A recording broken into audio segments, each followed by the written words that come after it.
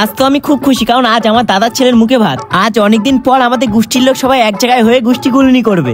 এবার অনেকেই বললো, দাদা তোমার দাদার বিয়ে দিলে কবে? আমার দাদা না, আমার পিসির ছেলের কথা বলছি। প্রায় 4-5 বছর পর আমি এই পিসির বাড়ি এসেছি।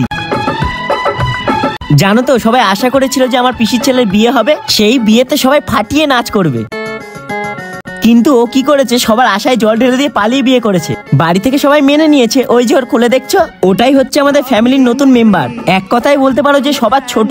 একটা টাইম ছিল বাড়ির সবার ছোট আমি ছিলাম। ভাগনা ভাগ্নি সবাই মিলে আমার জায়গাটা কেড়ে নিল।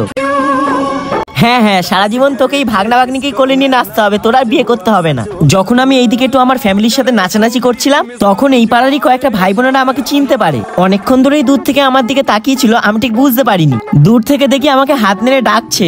বিশ্বাস করো, তোমরা যে আমাকে এত ভালোবাসা দাও, আমি জানি না এই ভালোবাসার যোগ্য কিনা। অনেকের সাথে হয়তো সেদিনকার কথা বলা হয়নি, অনেকদিন পরে একটু ফ্যামিলির সাথে ব্যস্ত ছিলাম তাই।